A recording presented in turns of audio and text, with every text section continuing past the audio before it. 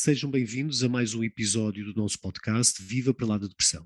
Eu sou o Tiago Guerreiro e hoje vamos lançar um olhar sobre um dos mais consensuais prazeres da vida, a alimentação, tentando explorar a sua importância para a saúde, considerando as dimensões física e psicológica. Para nos ajudar a compreender estes aspectos, convidamos a Mariana Abcacis, licenciada em Ciências da Nutrição pelo Instituto Superior de Ciências da Saúde Egas Muniz e mestre em Nutrição pela Faculdade de Medicina da Universidade de Lisboa.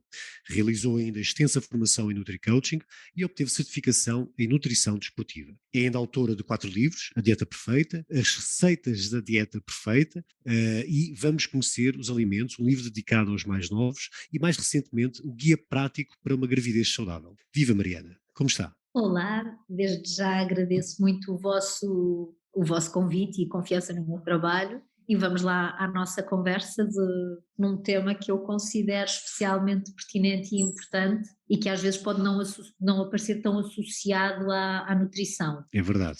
É um prazer tê-la connosco, antes de mais.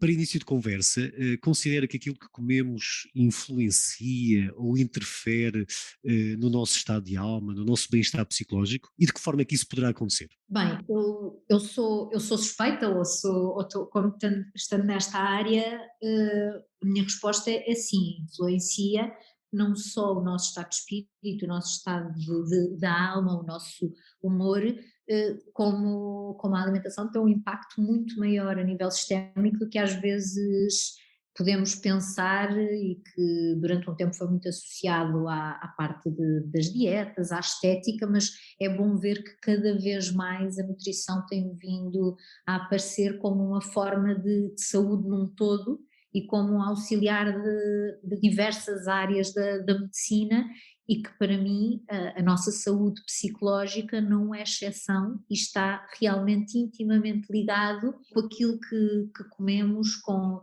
a forma como nós encaramos até o ato de comer. Portanto, a minha resposta é sim, acho que a alimentação tem um impacto muito grande na nossa saúde psicológica e mental. Uhum.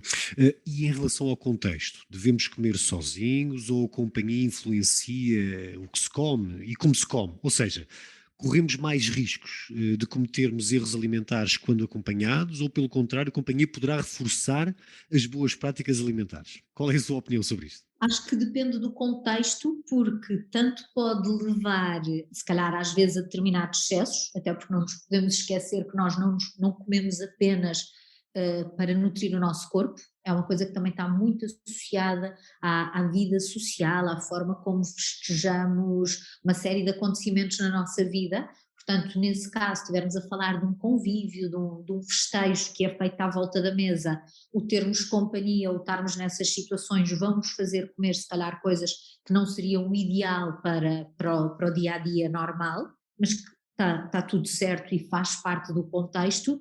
Ou por outro lado, às vezes o estarmos mais isolados, mais sozinhos, como há menos o ritual da pessoa se sentar à mesa, há uma rotina alimentar, se calhar às vezes menos equilibrada ou menos rotineira, pode também influenciar e termos piores hábitos alimentares por causa disso. Portanto, a companhia pode ser um bom auxiliar, ou por outro lado também pode ser um elemento um bocadinho de desfoque numa alimentação mais saudável. Mas desde que com equilíbrio há espaço para tudo isso e acho que o importante é perceber cada pessoa se devemos fomentar mais uma alimentação em grupo ou se por outro lado se a pessoa sente que sozinho tem um controle diferente sobre a alimentação, portanto é ir adaptando caso a caso e perceber que não há uma resposta única para essa pergunta. Muito bem. Temos ouvido falar também muito da importância de saber ler os rótulos. Por que é que será importante termos essa capacidade? Por exemplo, ajudar-nos a mudar do paradigma de quantidade para a qualidade das calorias que ingerimos? Eu acho que sim, acho que os rótulos aqui aparecem como uma metáfora para fazermos escolhas conscientes, não comprarmos ou não consumirmos no automático sem saber aquilo que estamos efetivamente a consumir, mas sermos seletivos, pensarmos um bocadinho nas escolhas que estamos a fazer e os rótulos efetivamente ajudam-nos muito a perceber aquilo que está presente em cada alimento. Portanto, acho que os rótulos devem ser usados sim como diretriz e para perceber as escolhas que estamos a fazer, sendo que também não devemos ficar prisioneiros de uma rotulagem, nomeadamente no que toca ao valor calórico daquilo que estamos a comer, porque acho que muito mais do que as calorias em si, devemos apostar numa qualidade, exatamente aquilo que estava a dizer, é deixarmos se calhar de lado a quantidade como o nosso foco e termos a qualidade das nossas escolhas como prioridade. Portanto, se os rótulos nos ajudarem nesse sentido, perfeito. Se por outro lado forem uma forma de nos prender e de fazermos uma alimentação um bocadinho mais obsessiva, então nesse caso devemos simplesmente pensar em eu vou escolher alimentos de qualidade.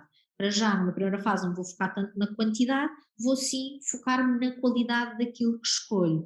E que, quando falamos em qualidade alimentar, estamos a falar em alimentos de verdade, alimentos como nós os encontramos na natureza, alimentos que toda a vida fizeram parte da alimentação dos nossos avós e assim, e que às vezes acabam por ser um bocadinho substituídos por opções mais industrializadas, mas que se apostarmos um bocadinho numa alimentação dentro do possível da vida atual, muito na base do que está na origem das matérias-primas e dos alimentos, acho que aí sim estamos a falar na verdadeira qualidade alimentar. E quer-nos ajudar um pouco a descodificar os rótulos, por exemplo, a que indicadores é que devemos estar mais atentos na composição dos alimentos que consumimos? Olha, a questão dos rótulos, acho que é importante passar a informação mais simples possível, porque vem tanta informação no rótulo que isso às vezes pode levantar algumas dúvidas. Uma pessoa que não esteja tão à vontade com os números nutricionais, olhando para uma tabela nutricional, pode não conseguir fazer a interpretação e perceber se aquele produto é uma boa escolha ou é uma má escolha. Portanto, muitas vezes aquilo que eu digo em consulta, para uma forma para nos iniciarmos numa leitura de rótulos, é olhar para a lista dos ingredientes. A lista dos ingredientes vem sempre do que está presente em maior quantidade para o que está presente em menor quantidade. Portanto, logo por aí, com uma visão única, conseguimos perceber o que é que aquele alimento contém mais. E depois também é importante perceber que, geralmente, quanto mais ingredientes tem determinado produto, à partida, mais processado ou mais artificial será, porque quanto mais simples for um alimento e menos processado, menos ingredientes vamos ter na nossa lista. Por exemplo, uma maçã não carece de rótulo porque é simplesmente aquilo. Se estivermos a falar de um iogurte simples, muitas vezes na lista vem simplesmente fermentos lácteos, leite e também por aqui dá para ver que é um produto super simples. Agora, quando temos determinados produtos que têm uma lista super extensa de ingredientes, já é motivo para nos questionarmos se aquele produto será mais simples ou mais processado. Por outro lado, se dentro dos três primeiros ingredientes nos aparecem ingredientes como gorduras, óleos, natas, açúcares, xaropes, isso também já nos vai dizer que estamos perante um alimento ou que é muito rico em gordura ou que é muito rico em açúcar. Portanto, mais do que olhar para a tabela, eu aconselho olharmos para a lista dos ingredientes, porque geralmente é uma linguagem muito mais rápida e muito mais acessível a quem não tem referência de o que é mais saudável estar presente num alimento, até porque depende muito do tipo de alimento que temos à frente. Se estivermos a falar de umas bolachas, pode ser se calhar interessante olharmos para a quantidade de açúcares, agora se estivermos a falar de um snack mais gorduroso, como umas batatas fritas de pacote ou o que seja, os açúcares não serão relevantes, mas devemos nos focar na quantidade de gordura. E como muitas vezes não temos estes valores na cabeça, porque é normal que o consumidor comum, que não é da área da nutrição, saiba estas diretrizes para cada valor, se olharmos para a lista de ingredientes, temos sempre uma noção exata daquilo que está ali presente. Portanto, acho que será mais fácil começar por aí. Diria, portanto, que a literacia em nutrição é fundamental também. Onde é que os nossos ouvintes poderão recorrer para aumentar os seus conhecimentos em nutrição, por exemplo? Há demasiada informação, diria eu, e acho que às vezes demasiada informação torna-se desinformação, e acho que hoje em dia assiste-se um bocadinho a isso, há tanta informação disponível na internet, nas redes sociais, que acabam por também se criar falsas ideias e falsos mitos que também podem, por vezes, virar-se contra nós ou contra o consumidor. O que eu posso aconselhar quando cada pessoa sente que precisa de adaptar melhor a sua alimentação, a si mesmo, ao seu objetivo, ao seu estado de saúde, ou às vezes até ao seu estado emocional, acho que o caminho mais certeiro é de facto marcar uma consulta com um profissional da área, porque não é preciso fazer um seguimento durante anos na área da nutrição para a pessoa conseguir sair de uma consulta com um plano personalizado e perceber, ok, isto para mim faz todo o sentido, isto para mim vai ter benefícios para o meu objetivo e para o meu estado de saúde. Porque às vezes o procurar em livros, ou então entre internet ou livros, aconselho a procurarmos em livros, porque acaba por ser uma informação mais, às vezes um bocadinho mais densa, mas menos comercial, o que pode ser mais fidedigno. Claro, muito bem. Muitas vezes a comida, além do prazer, será encarada também como algo quase medicinal.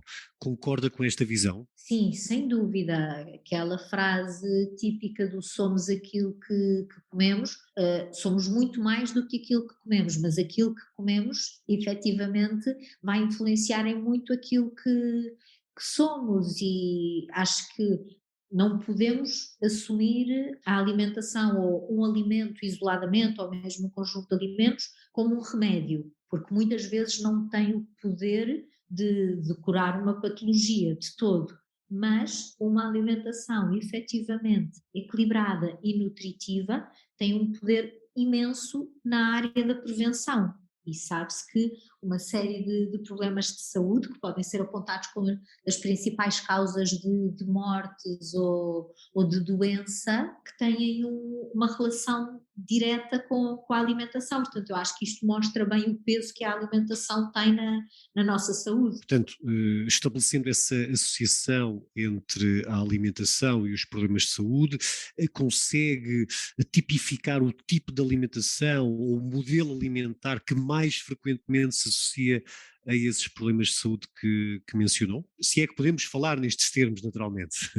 Pois, não dá para isolar apenas um único fator e apontar a alimentação como causa única, porque vivemos num sistema multifatorial em que é difícil dizer que só há uma causa para determinada doença, até porque as doenças crónicas são coisas que não surgem naquele momento, vão o nosso organismo, o nosso metabolismo, ou até o nosso corpo vai começando a ficar saturado de todas as agressões, e uma má alimentação pode ser considerada ou é considerada uma agressão para o nosso organismo. Agora, excesso de gordura, excessos de açúcar, escolhas de gordura de má qualidade, os produtos demasiado refinados, tudo isso tem aí um impacto inflamatório no nosso corpo, que lá está, não é no imediato, mas a médio e a longo prazo acabam por ser depois responsáveis diretos, entre outros fatores, mas pelas doenças cardiovasculares, pela hipertensão, síndrome metabólico, diabetes tipo 2, até alguns tipos de cancro, que hoje sabe-se que têm uma associação direta ou uma maior propensão associada a hábitos alimentares mais desadequados. Portanto, aparecendo este, se calhar, como as principais causas de morte e de doença nos países desenvolvidos, mostra bem que uma alimentação desregrada acaba por influenciar de forma direta e agressiva a nossa saúde. Mencionou o impacto cardiovascular e também sobre o desenvolvimento de patologias neoplásicas. Questiono se há também, ou estará também estabelecida uma associação entre erros alimentares e as perturbações mentais, como sejam depressão, ansiedade. Haverá alguma relação com o tipo de alimentação e este tipo de perturbações? Eu diria que aí a alimentação não é um fator causal, mas que uma má alimentação potencia muito o desenvolvimento de sintomas e de maior descompensação neste tipo de doenças, sem dúvida. Paralelamente, o conseguir equilibrar uma alimentação, o fazer uma alimentação mais nutritiva e adaptada a cada paciente que sofra de doença psicológica ou mental, provavelmente a remissão dos sintomas e a melhoria da doença também terá um impacto muito maior e muito mais rápido. Portanto, não considero que nestas doenças específicas seja um fator causal, mas que é um fator que influencia em muito depois a forma como nós nos sentimos e a forma como depois ultrapassamos a doença e até a forma como o tratamento tem mais ou menos eficácia, sem dúvida que acredito nisso. E no espectro oposto, portanto, do benefício, haverá algum padrão alimentar ou dieta que aconselhe, considerando os benefícios para a saúde que apontou? Sim, aconselho que a alimentação favoreça o mais possível o equilíbrio hormonal, o equilíbrio energético, porque isto terá um impacto direto a nível de humor e de estabilidade num todo. Portanto, a alimentação, claro que depois terá sempre que ser individualizada para cada um, mas nestes casos, fazer uma alimentação polifracionada, sabendo o que comer em cada refeição ao longo do dia, favorecendo os alimentos de verdade em vez dos alimentos processados, tudo isso vai ter um impacto muito positivo a nível de doença mental. Ouve-se falar muito da dieta mediterrânica e de outras dietas. Há alguma dieta em particular que acho que possa ser interessante explorar ou desenvolver, considerando o seu potencial benefício para a saúde? Não gosto de falar em dietas porque remete-nos logo ou um bocadinho para a privação uma, ou para uma alimentação mais estandarizada, por isso nesse sentido fazer uma dieta específica para determinada patologia, podemos correr o risco de falhar, porque não podemos encarar um paciente pela patologia, temos que encarar o paciente por um ser num todo. Portanto, nesse sentido, não aconselho uma dieta específica. Agora, a alimentação mediterrânica como cultura, até como património, acaba por ser uma alimentação riquíssima e muito interessante do ponto de vista nutricional, porque se formos efetivamente à origem e à base daquilo que a alimentação mediterrânica apregoa, vamos garantidamente ter uma alimentação saudável, nutritiva, que nos remete para as origens, que é exatamente isso que eu acredito que faz mais sentido, sem fundamentalismos e sem ser naif, porque sei que vivemos tempos diferentes daqueles que viviam os nossos avós, mas se estarmos numa alimentação muito mais natural, menos processada, menos pré-feita, e pensando um bocadinho nos pratos que se calhar comíamos em casa dos nossos avós e tentarmos replicar um bocadinho isso nas nossas casas, vamos garantidamente estar a ter uma alimentação nutritiva e saudável que vai favorecer depois também o nosso bem-estar físico e psicológico. Uhum, sem dúvida. Para concluir a nossa interessante conversa e passando da dimensão mais científica da nutrição para o domínio do prazer, o prazer que poderá até anteceder a própria degustação dos alimentos, pergunto, poderá o próprio ato de cozinhar ser um momento de imersão, um potenciador de boas emoções? Acha que deveríamos descobrir dentro de cada um de nós um chefe? Acho que sim, acho que é de facto um ritual que pode ser considerado terapêutico, mas talvez para uns funcione mais como terapia do que para outros, porque há uns que estão mais, se calhar, para efetivamente estarem na cozinha e que pode ser um momento de zen, depois há outros que são mais calhados mesmo para o ato de comer propriamente dito. Portanto, se for um ritual que leva ao relaxamento, que leva ao bem-estar, acho que sem dúvida devemos incentivar muito a própria pessoa a cozinhar, mas se para outros for motivo de stress, de ansiedade, como aparece muita gente na consulta a dizer, por favor, eu odeio cozinhar, tudo menos eu ir para a cozinha, acho que também devemos igualmente mostrar formas de alimentação saudável sem a pessoa ter que se transformar no seu próprio chefe. Bem, terminamos esta nossa incursão sobre a alimentação, cuja importância será transversal nas nossas vidas, desde a dimensão funcional, com o impacto físico, mas interferindo também, como vimos, nas emoções e no nosso bem-estar psicológico, sendo um dos mais gratificantes prazeres da vida. Muito obrigado, Mariana, pela sua participação. Obrigada eu. Visite o nosso site vivaparaladepressão.pt e teste os seus conhecimentos sobre nutrição com o questionário que temos online. Obrigado a quem nos está a ouvir e faço desde já o convite para continuar a seguir-nos na próxima semana com um novo convidado e um novo podcast. O tema é o mesmo, saúde mental sem dramas nem preconceitos. Aproveite também para visitar www.vivaparaladepressão.pt, onde terá ao seu dispor informação isenta e rigorosa sobre saúde mental. Viva, viva.